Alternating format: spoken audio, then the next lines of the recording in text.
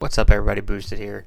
So as you saw in yesterday's video and probably in the short, I actually did get a little bit deeper into taking like the fuel injectors, spark plugs, and all that stuff out.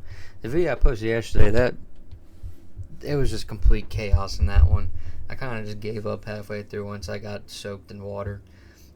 But this one, it was a nice day out, so we ended up taking injectors out, spark plugs out.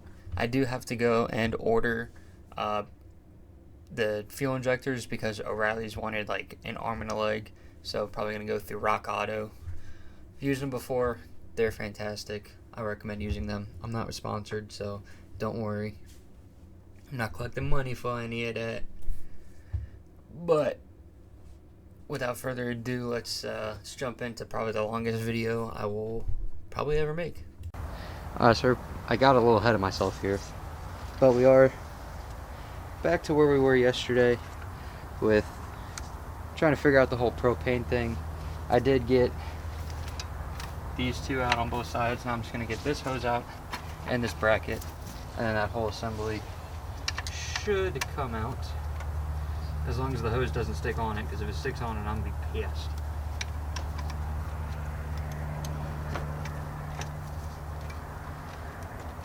Come on. Work with me now. This is not how you're supposed to take a hose off, but fuck it. Oh wait, what if I just... I'm gonna get creative here in a second.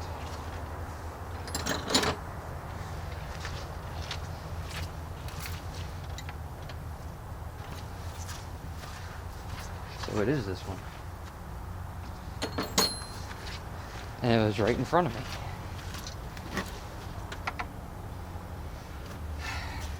Just kidding, it's not that one.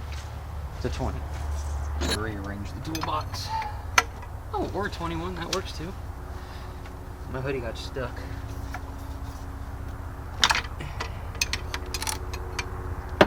Come on. Let me figure out how to get all of this shit here.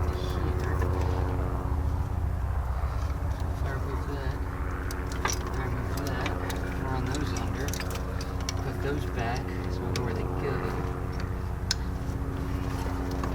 And then we can do under the throttle cable. That one comes out like that.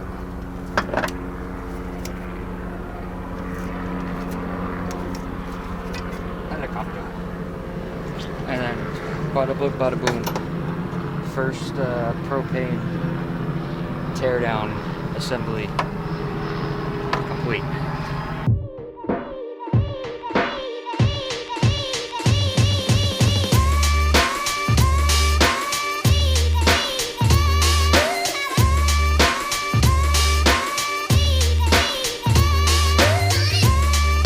I don't know if I want to unclip it all. There it is. Okay, so that one goes to that one. Let's see if we can't take that one off.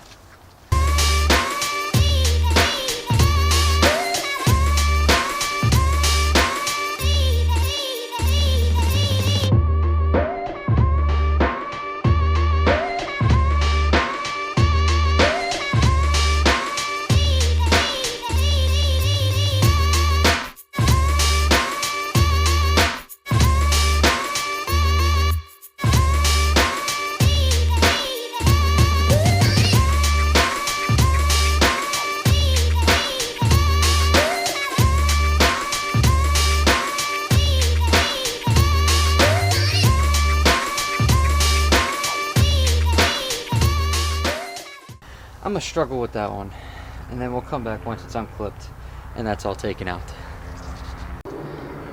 Looky what we got here.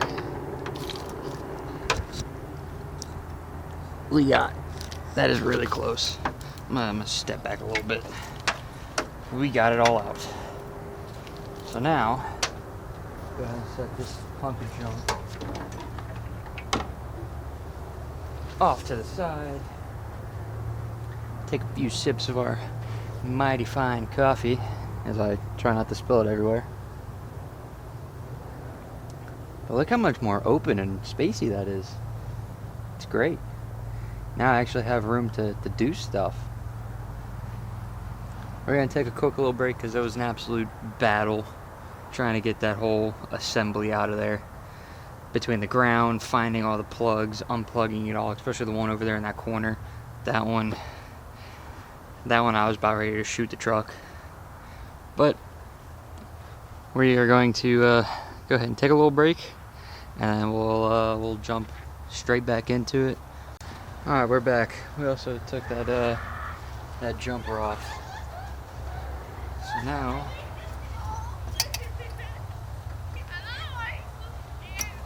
take this one off. Take our injector. Take our injector off here.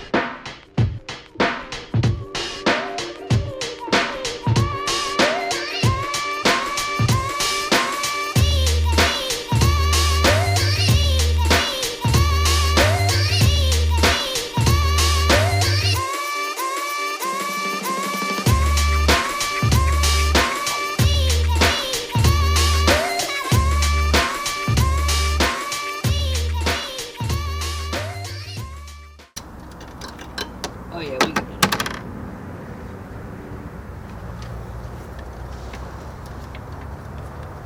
As I now have fuel. Quite literally almost everywhere. Alright, so let me roll off here.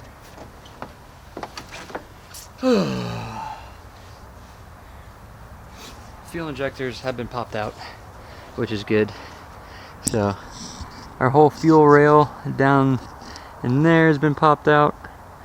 Some injectors are still in the cylinders, so we're gonna have to deal with that in a minute. I'm gonna set up the tent so that way in case it rains, I'm not getting soaked, and neither is my tools or anything else out here, especially the camera. So I'm gonna set that up real quick, and then we'll be back at it. We got 3 ignition coil packs out, 2 fuel injectors. Our propane fuel rail is also out. So that's this guy right here. That guy is also out. Take my destroyed gloves off again. And then now we can get the last coil pack and our last 2 fuel injectors. Once my stuff cooperates here. Alright. Stupid. I'm willing to admit it. I left bolt on the very far back one. So I'm gonna go ahead and take that out. And then move everybody over here so I have room. Take that bolt out, get that last coil pack and that last injector. That's all the way in the back here.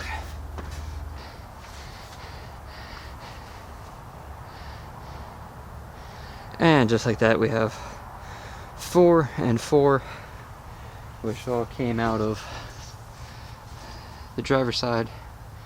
I don't know if I can really zoom in any more than that. That's about as zoomed in as I can get without taking the stand and all that other stuff off and apart.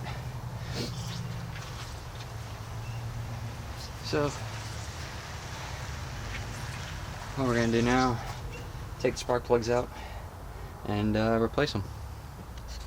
Alright, so like I said, we already had our injectors out.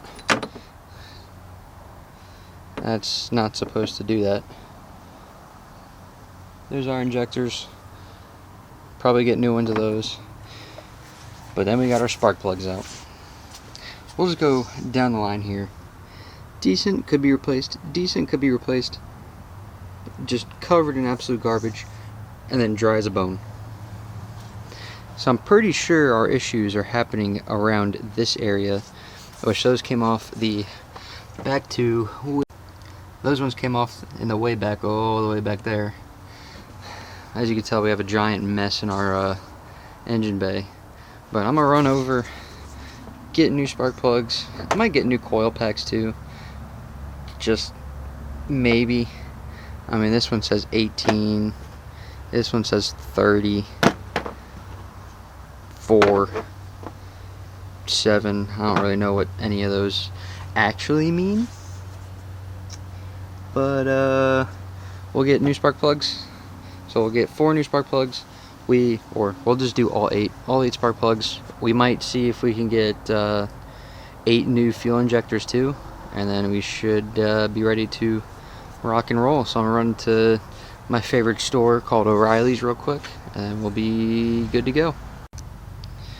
So we're back. As you can tell, we don't have any injectors, but we do have new spark plugs. So we're going to go ahead and replace at least the spark plugs, and we will go on Rock Auto to get new injectors because they wanted an arm and a leg up here, and I was not about to spend an arm and a leg to special order injectors. So we're going to at least replace the spark plugs, but for now we're going to go ahead and gap them. The gap for the spark plug should be, at least for the 2000 Ford F-150 Biofuel 5.4, the gap should be 0.054 inches. So we'll start all the way here at 0, go up to 0.5, and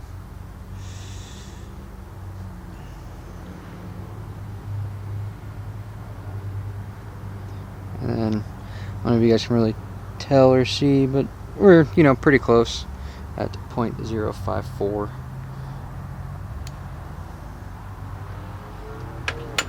We'll do a little compare and contrast. There is our old one, and then there is our new one. It looks about the same, but this one doesn't have all the gunk on it. So there's one ready to go. We'll just go ahead and put that back in the box and off to the side. Actually, we'll put that right there.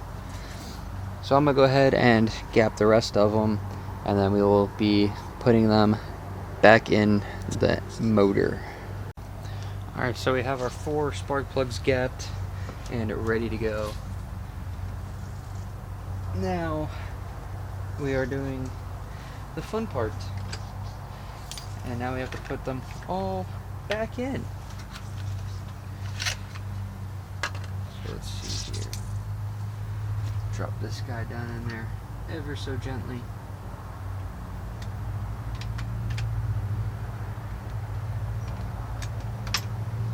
Alright, so there's one.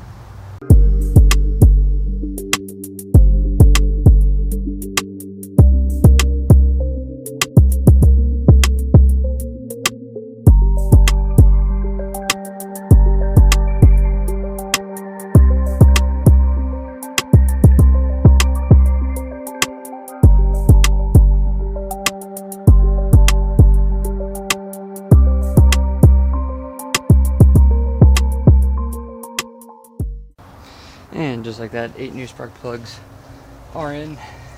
We're going to put the injectors back in the order we pulled them out. So we'll start off in the back and then work our way forward. And then we'll put our fuel injectors in. So that way we can hopefully get some fuel rolling through this thing. We're going to see if we can't leave out the propane system.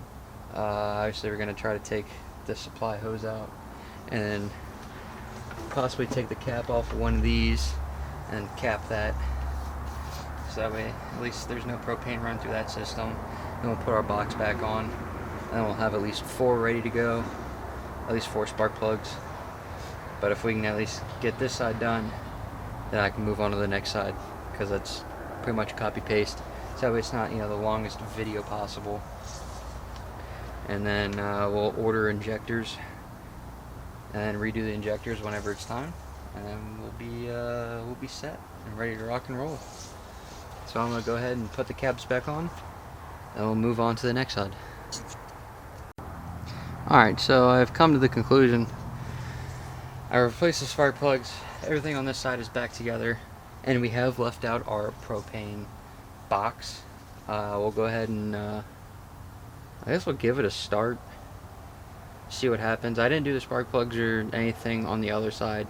That'll be a later date, because I want to have the injectors, so that way whenever I do the other side I can do injectors and plugs, whereas this one I can just pop all these off to the injectors.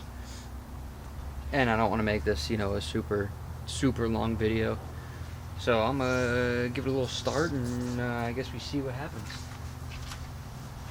I hope it works, because some of the sensors aren't even plugged in.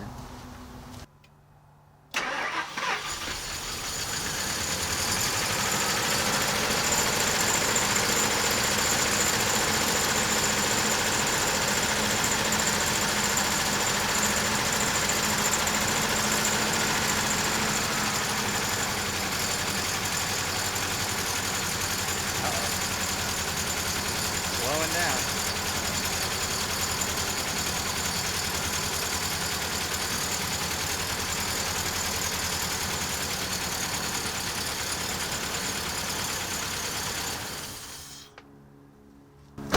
I'm gonna be honest with everybody. That's the longest that thing's ever idled without trying to die.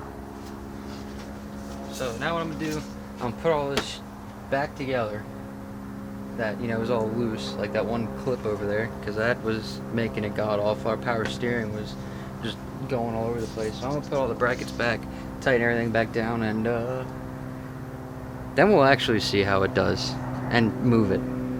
But so far it's doing pretty good. I'm pretty sure once we put the new injectors in there and the new plugs on the other side, we'll be back in the biz. Alright, we're gonna start it up and move it back to its spot, because we're pretty much done for the day.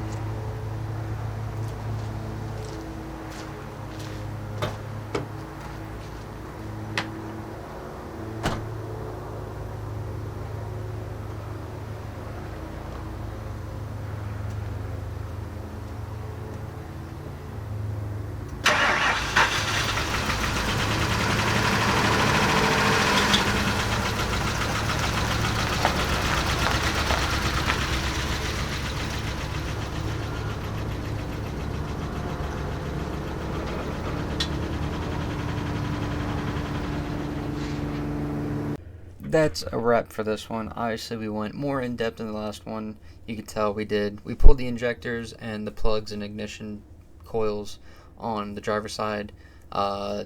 Next video is going to be replacing the fuel injectors on both the driver and passenger.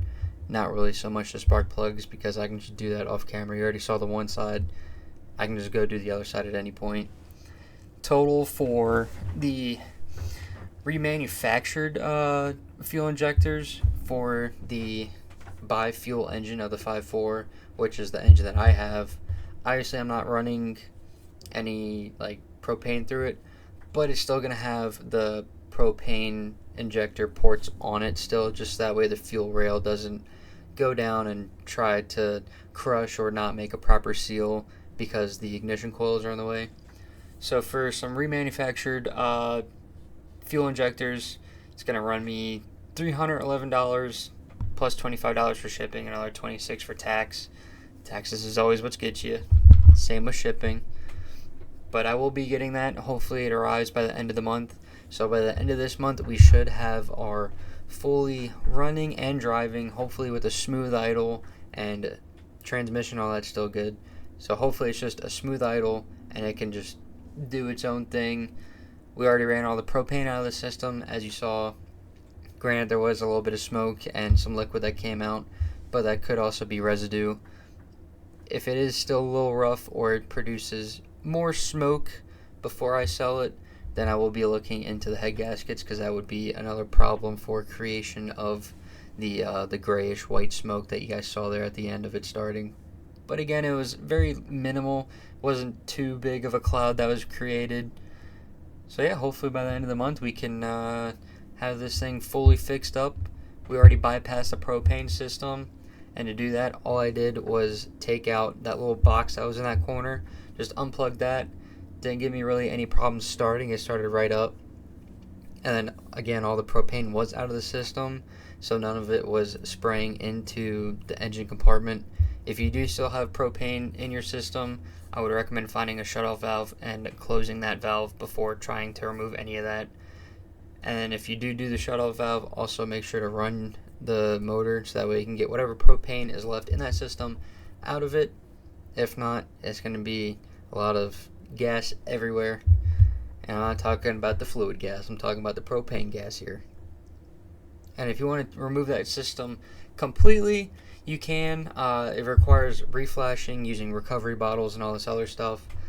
Luckily for me, I was able to use my magic wizard knowledge, aka free balling, and was able to just kind of slap it up in there, take some stuff out, put some stuff in, just that way I can bypass that whole system, and now it is just strictly a gas motor with no propane in it.